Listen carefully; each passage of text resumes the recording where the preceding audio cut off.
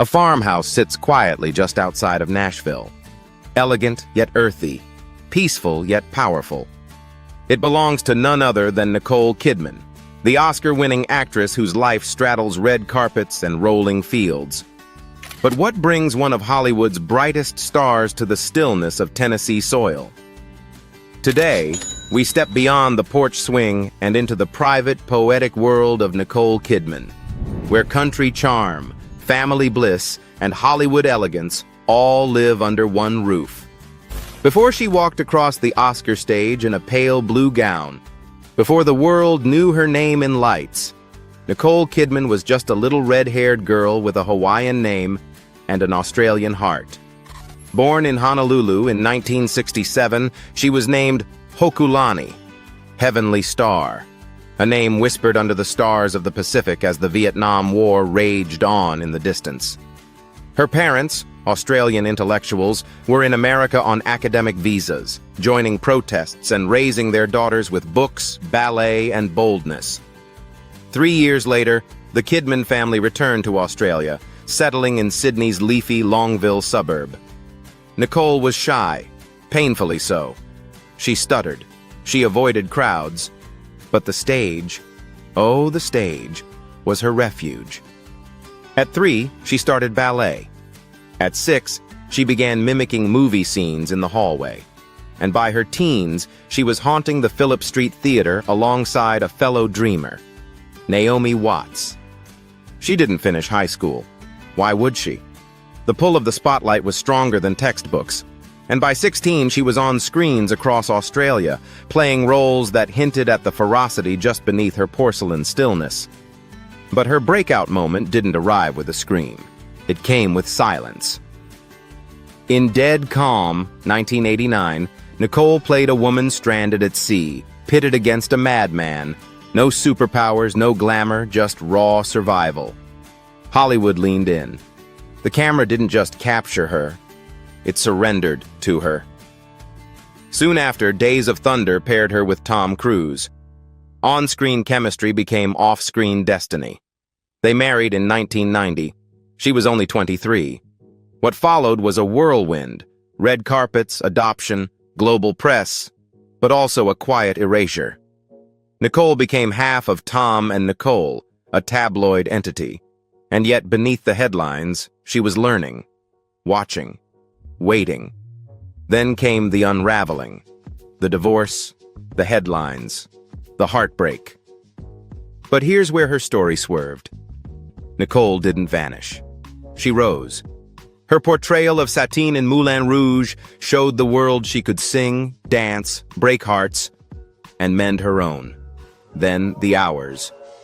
As Virginia Woolf, she was unrecognizable, broken, brilliant, and finally, victorious. Her 2003 Oscar win was more than a trophy. It was a rebirth. Over the next 2 decades, Nicole refused to be typecast. She embraced risk, from Dogville's barren sets to Big Little Lies' domestic nightmares. She took roles that frightened her, roles that stretched her, roles that made you forget she was acting. But while her craft soared, her soul sought stillness. And in 2005, during a quiet evening at an Australian event in LA, she met someone who didn't want to talk movies. He wanted to play guitar. Keith Urban, country star, kind eyes, troubled past, the opposite of Hollywood. Their connection was instant. And a year later, she was standing in a stone chapel in Sydney, marrying not another actor, but a man whose songs would echo across their Nashville home. Together, they bought a farm. Not for show, for sanctuary, for early mornings, for babies, for healing, for everything the spotlight can't give. Nicole found something rare: balance.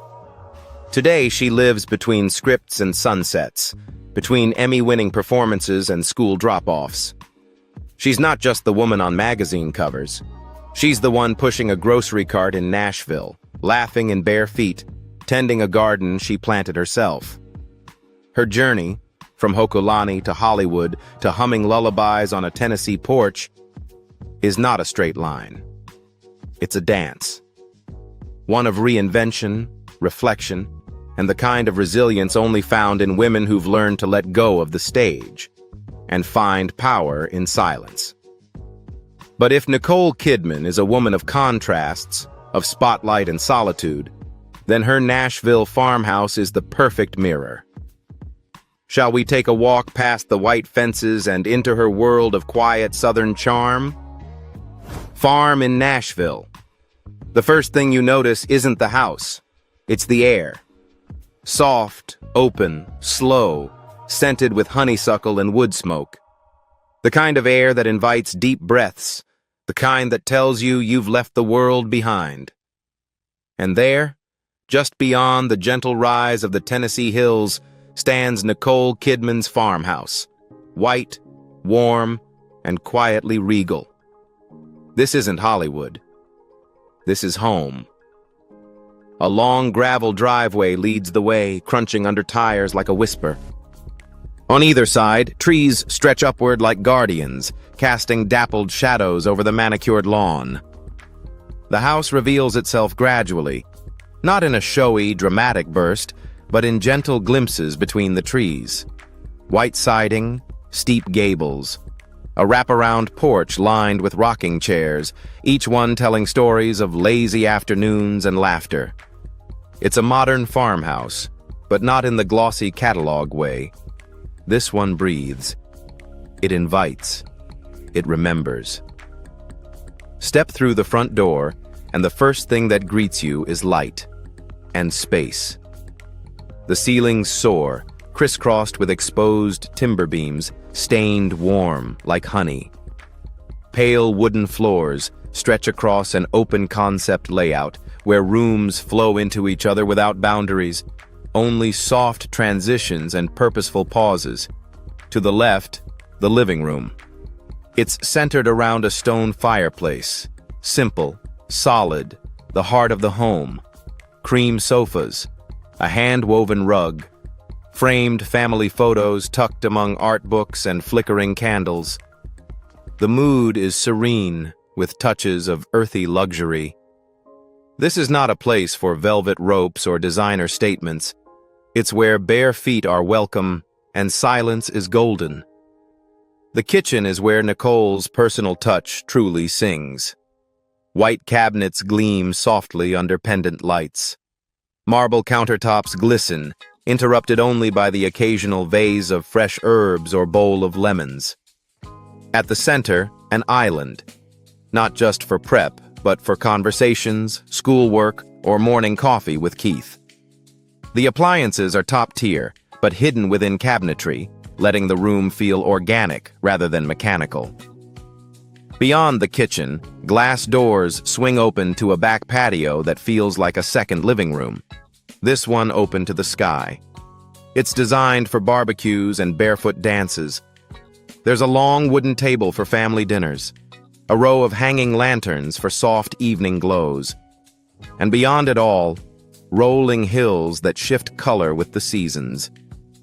Every room in this home faces nature. The master bedroom is a quiet sanctuary, wrapped in soft grays and creams. The bed is large, unpretentious. The windows are tall, framing the landscape like paintings. In the ensuite bathroom, sunlight pours through skylights, illuminating marble surfaces, an elegant tub, and warm brass fixtures. There's nothing excessive, just a perfect balance of comfort and calm. Other bedrooms, likely for their 2 daughters, are personalized, colorful, and full of joy. And somewhere, tucked away, is a cozy reading nook where Nicole often disappears with a script or a novel. But this house doesn't just live inside. The outdoor spaces are just as intentional. A fire pit for chilly nights, a garden where Nicole tends lavender and tomatoes, and a stretch of open grass where family picnics unfold, where Keith strums his guitar and Nicole sometimes hums along. There's no red carpet here, but there is red clay, and wildflowers, and the sound of wind in the trees. This is not a house that demands attention. It earns it. It's not about luxury. It's about presence. And in a life defined by travel, premieres, and flashbulbs, this house is Nicole Kidman's still point, her grounding force. It's where she watches her daughters grow. It's where she heals from heartbreaks. It's where she laughs without makeup, without cameras, just as Nicole. Not the star, not the Oscar winner, just Nicole. While her Nashville retreat grounds her in family and simplicity, Nicole's life also touches the clouds, quite literally. Let's now rise above the Tennessee soil and visit her dazzling penthouse in the heart of New York City, a home where elegance meets altitude. Penthouse in New York. From the stillness of rolling fields to the skyline of steel and glass, Nicole Kidman's world shifts effortlessly between earth and air.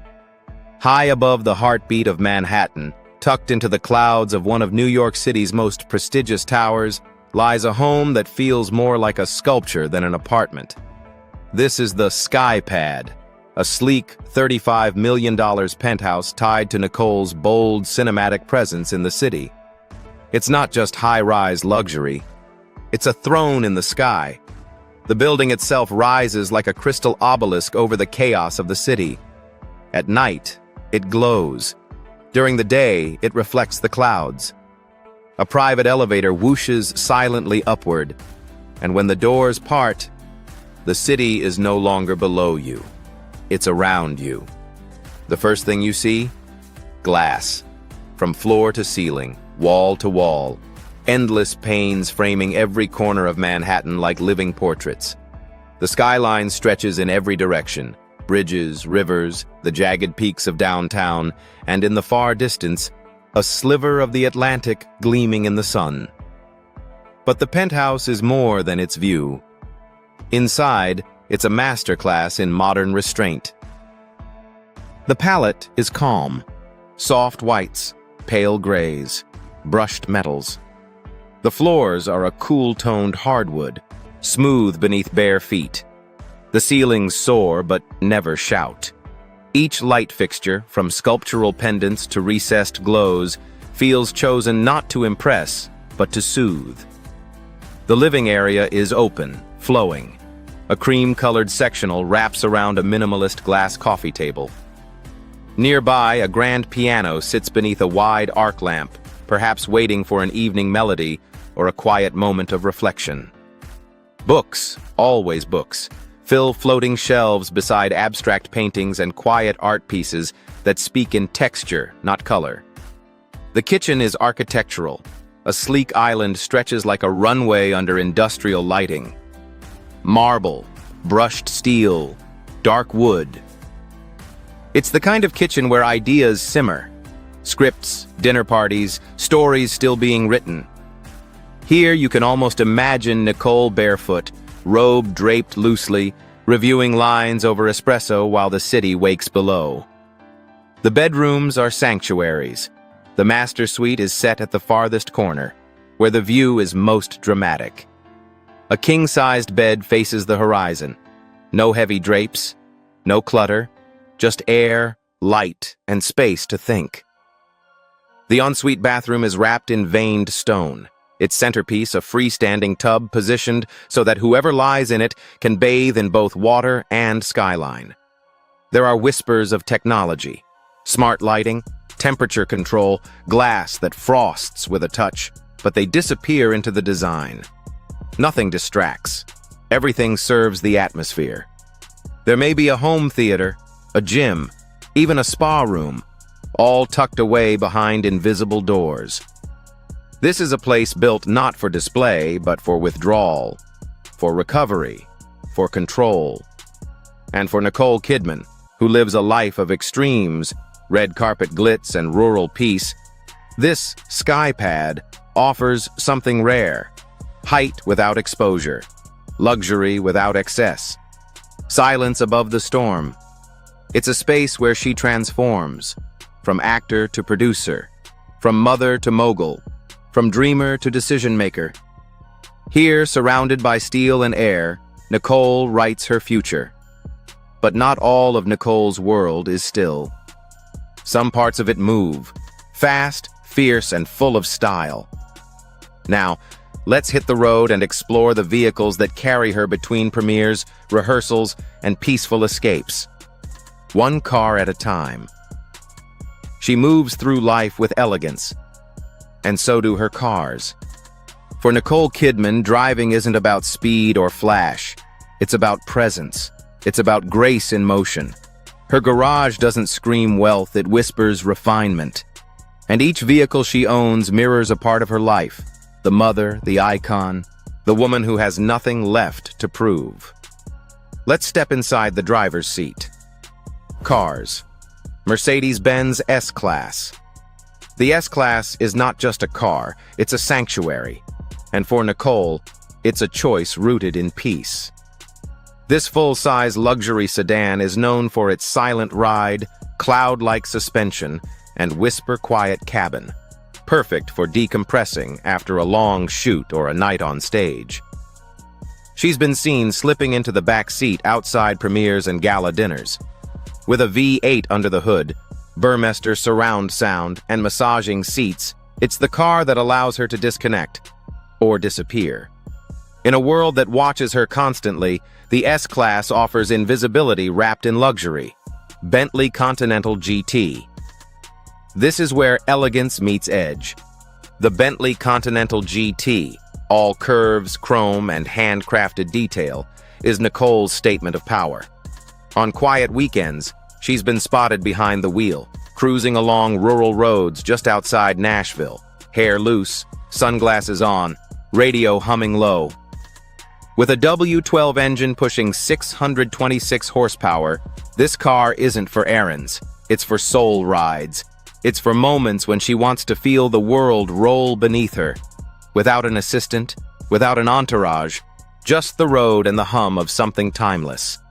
Mercedes-Benz S550. Another nod to classic elegance, the S550 is the slightly older sibling of the modern S-Class. Still refined, still composed.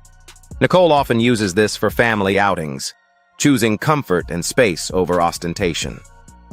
The pearl black finish, the soft leather interior, and the sense of old-school grandeur make it a fitting ride for an actress who values legacy over trend.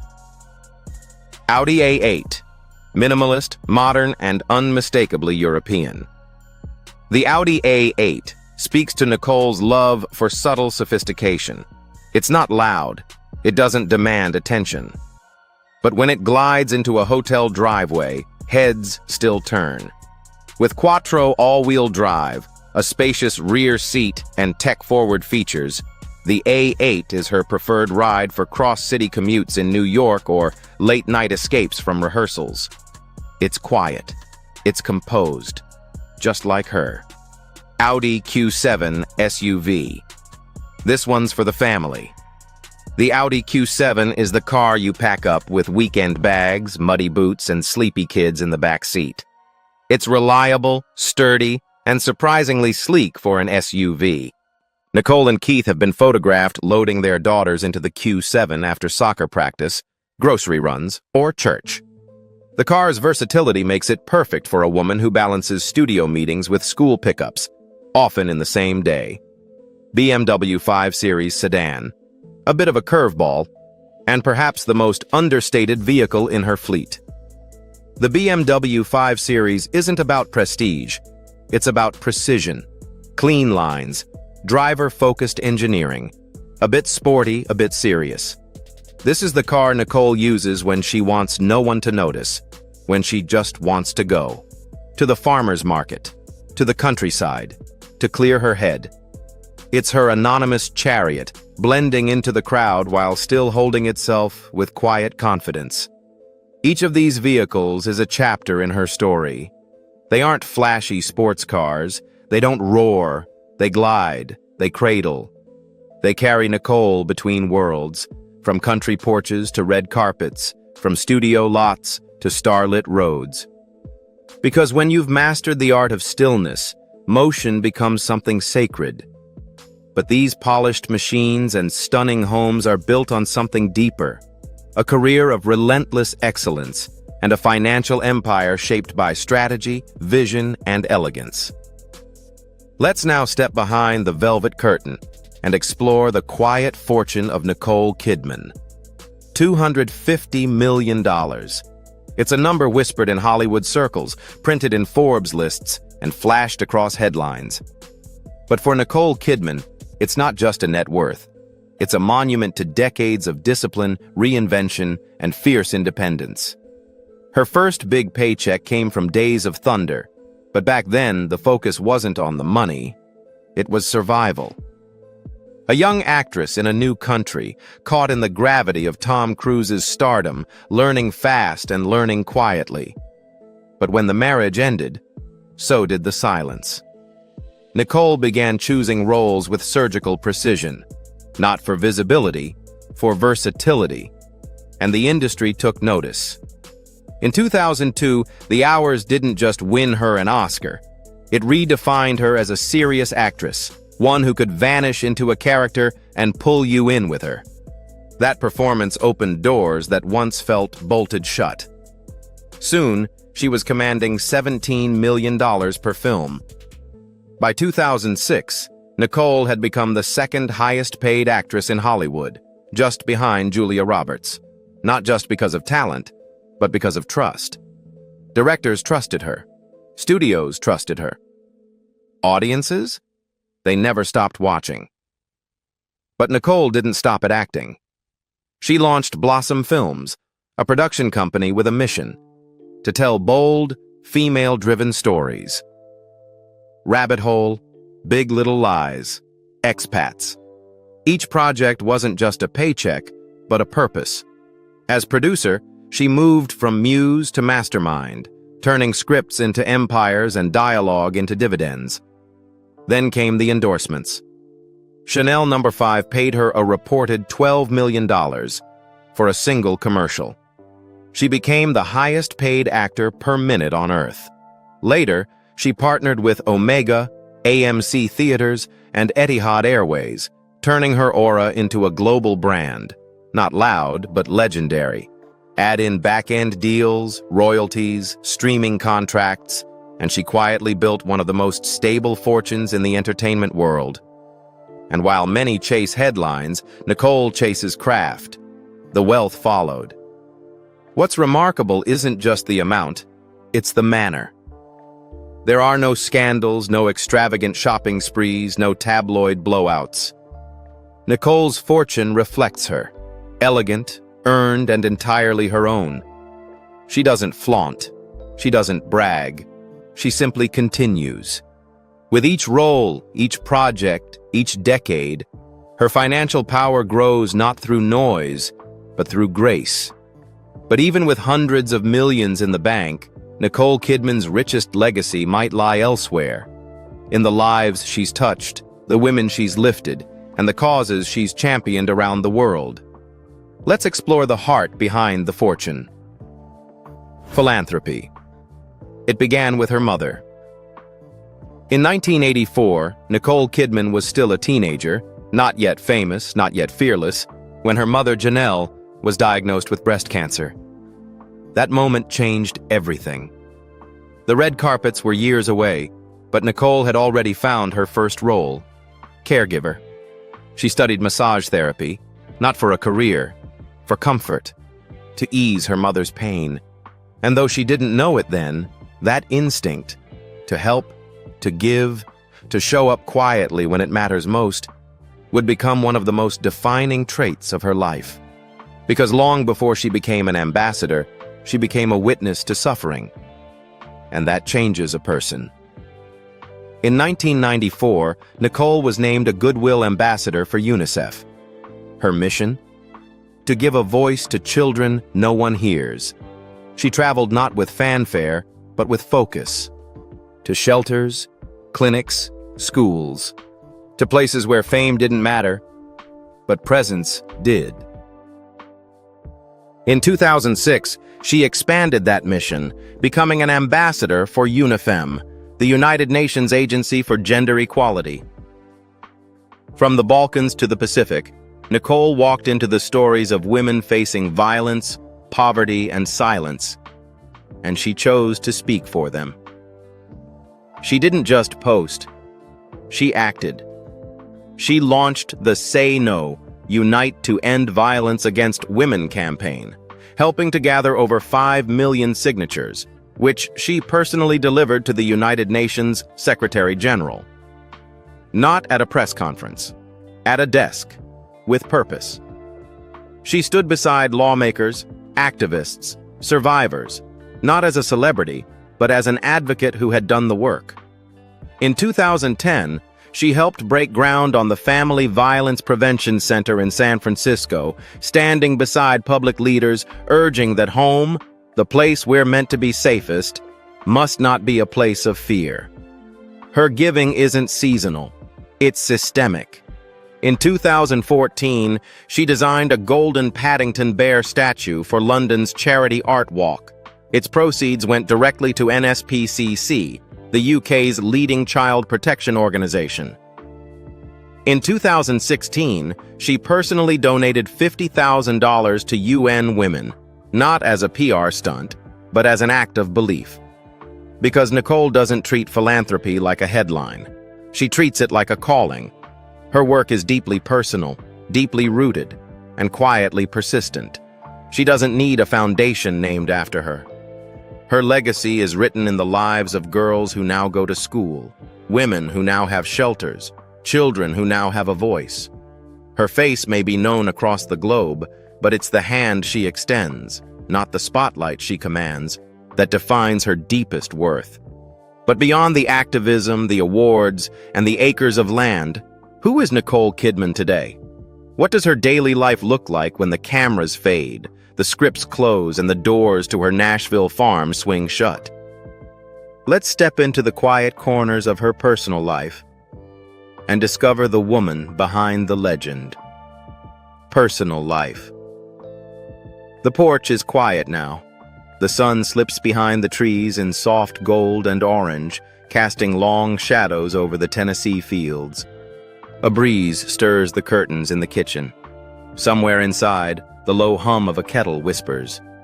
And Nicole Kidman, barefoot, thoughtful, her strawberry blonde hair pulled back, stands at the threshold of something new. For years, this farmhouse echoed with family. With laughter, music, the piano keys her daughters tapped out with tiny fingers, and the hum of Keith Urban's guitar spilling into twilight. It was here that they built a life. Imperfect, yes, but full of rhythm and grace. But in September 2025, that rhythm changed. After 17 years of marriage, Nicole and Keith quietly separated. There were no outbursts, no headlines chasing scandal, just two people who had loved deeply, raised a family, and found themselves at different tempos. Nicole filed for divorce, citing irreconcilable differences. And just like that, the house grew still, but not silent. She still works. Of course, Nicole will never stop telling stories. But she's more selective now, not chasing roles, but letting the right ones find her. Her production company remains active, her voice in the industry stronger than ever. But fame no longer excites her. Stillness does. The tabloids speculate, as they always have. Is she dating? Is she done with love? Is she returning to Australia for good? Nicole doesn't answer, not with words. Instead, she plants new roses near the front fence. She teaches her daughters how to drive. She smiles at the farmer's market when a stranger tells her their favorite film. And she keeps moving forward, not quickly, but with grace. Because Nicole Kidman's greatest performance may not be on stage or screen. It's right here, in a life rebuilt with both hands, in the quiet strength of a woman who has lived many lives and chosen to begin again, gently, courageously, on her own terms. From the bright lights of Hollywood to the soft hills of Tennessee, Nicole Kidman's life is a portrait of elegance, resilience, and reinvention. If her story touched your heart, if her journey from global stardom to quiet simplicity inspired you, don't forget to like, subscribe, and share. Because behind every gate, every screen, and every still moment, there's always more to discover.